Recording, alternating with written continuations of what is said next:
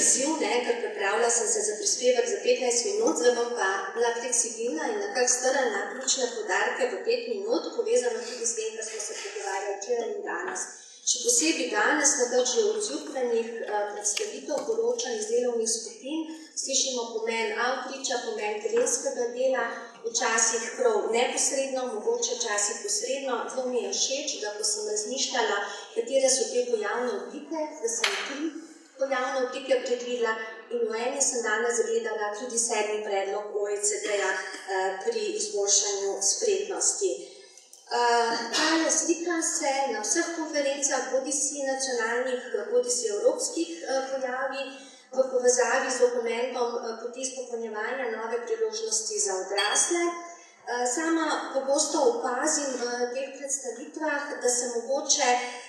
tale outreach vedno znova povezuje le samo z svetovanjem, z guidance, s podporo, vendar ta slika pove več, pove, da pravzaprav je terensko delo povezano tudi z izobraževanjem, z vsemi 3 koraki, ki jih dokument Poti izpopolnjevanja izpostavlja, od ocenjevanja potreb, že pridobljenih kompetenc, do priprave programov, ki so prilagojeni odraslim, do priznavanja tega, kar v teh programih človek pridobi, do partnerstva, ki se ob tem vzpostavlja. Partnerstvo, ki se vzpostavlja tako skozi izobraževanje, kot tudi skozi svetovanje in na vse te vidike je vezano terensko delo. Če bi imela malo več časa, bi še tale vidik kolegice Ellen Boren,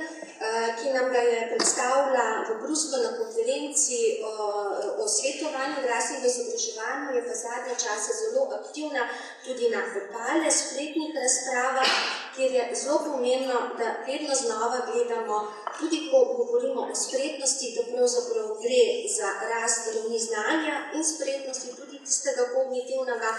vidika, da prinaša to tako ekonomske in neekonomske rezultate, zlasti pri ranljivih ciljnih skupinah, zlasti tudi vidiki socialne vključenosti, preprečevanja revščine. Včeraj smo govorili, da imamo še vedno previsoke deleže in zlasti te procenti so previsoki pri tistih ciljnih skupinah, ki jih želimo doseči s terenskim delom in da vedno znova gledamo tako na to, kaj prinašajo te rezultati, novo znanje, spretnosti na ravni družbe, predvsem pa tudi kaj na ravni posameznika. Outreach kot termin se je pojavil v angleškem prostoru z Veroniko Martini v 90-ih letih, ko se je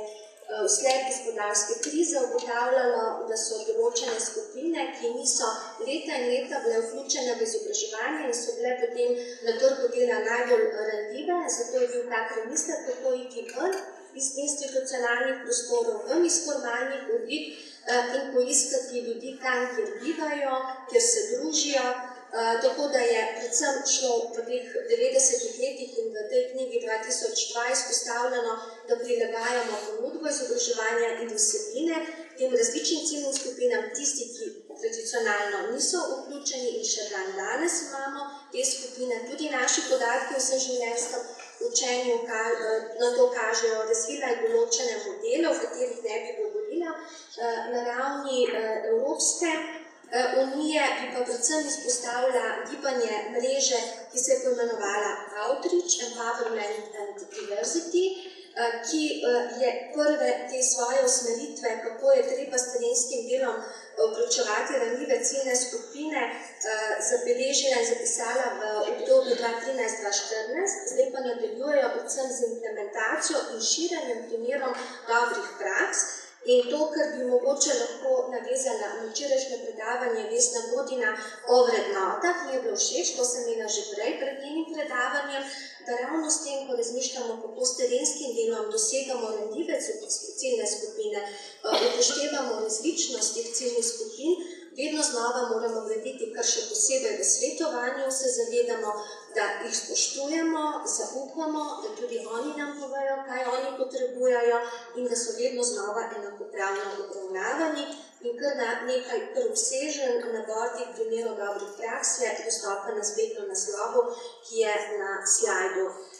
Tako da je tudi Evropsko poročilo o izobraževanju odraslih, kako še bolj zagotoviti in dvigniti vključenost manj vključenih skupin odraslih, terensko delo izpostavlja kot eden od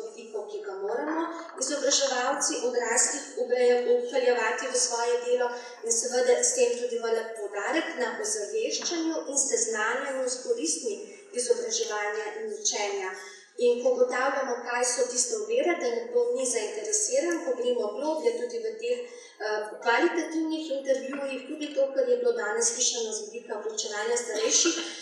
moških, vedno znova nekako prepoznamo, da se nekako naši tisti nevključeni odrasli ne zavedajo, kaj so lahko koristi za njega in spet bom rekla, dostikrat mislijo, da korist bo samo za nekoga tretjega,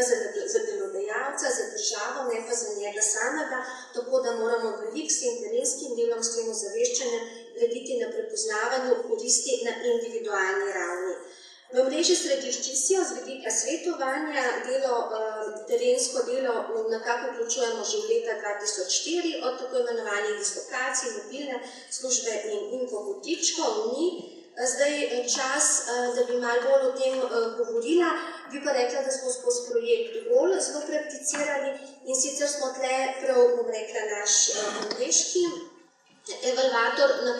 zaključnem poročilu definiral terensko delo z dveh vidikov. Da terensko delo pomeni neposredno doseči ciljno skupino, samo bom povedala z vidika zaposlenih, to pomeni, da gremo ali izobraževalca ali svetovalec v podjetje in dobimo tam stik zaposlenih, ali pa seveda tudi preko druge organizacije, ki najbolj pozna to ciljno skupino, se pravi v primeru zaposlenih preko delodajalca, preko sindikata in tle potem seveda graditi to partnerstvo pri ugotavljanju potreb in potem pri oblikovanju tudi teh vsebin. Zato sem rekla, 3 pojavne oblike, ne samo tisto svetovanje, kar bi na hitro prepoznali iz tiste sheme, tako v izobraževanju, pri ugotavljanju potreb, pri koncipiranju vsebine in mogoče smo v teh 2 dneh malo pozabili bolj izpostavljati glas našega učečega, se pravi z njegovo aktivno participacijo, je bilo pa danes mogoče skozi posredno od te predstavitve primerov dobrih praks, tudi vključevanja starejših moških to zaslišati. Nič smo vprašali, kaj oni potrebujejo in zelo mi je bilo všeč, ko se lahko navežem na ta primer Brigita, ko si tudi povedala, kako bo šlo naprej. Mi ste prilagajali in ne smemo prilagajati samo vsebine, prilagajamo tudi prostor. Kar pomeni, greste ven, tudi iz izobraževalne organizacije, Ljudske univerze, ki ne bi bila že itak bolj odprta, tudi še v nek tretji prostor, ki s tem se najbolj približamo in ob tem seveda, da upoštevamo tudi skupnost, delodajalce in sindikat, ravno kar se nam je tudi gospod Zorko pridružil, kjer mislim, da moramo še tesneje sodelovati, ravno tudi skozi ta projekt, pri katerem smo se tudi vključali. Druga vidika je posvetovanje, terensko delo, še bolj okrepiti promocijske aktivnosti, to so te naše kampanje. Bom v zadnjem slajdu malo več povedala informiranje in svetovanje, se pravi, gremo izven našega prostora, izven izobraževalne inštitucije, zagotavljamo informiranje v dnevih svetovalnih središč, smo na nakupovalnem središču, smo na ulici in smo tudi na festivalu za tretje življenjsko obdobje.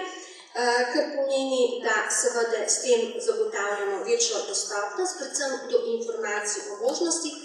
izobraževanja in da pri tem vedno znova ne smemo, da s tem nagovarjamo različne ciljne skupine. Partnerstvo je v obeh vidikih, tako v podporo in načrtovanju in izpeljevanju izobraževanja z vsemi tistimi, ki so tako ali drugače povezani za ciljno skupino, ki jo nagovarjamo, kajti to, kar smo tudi mogoče malo v teh dneh,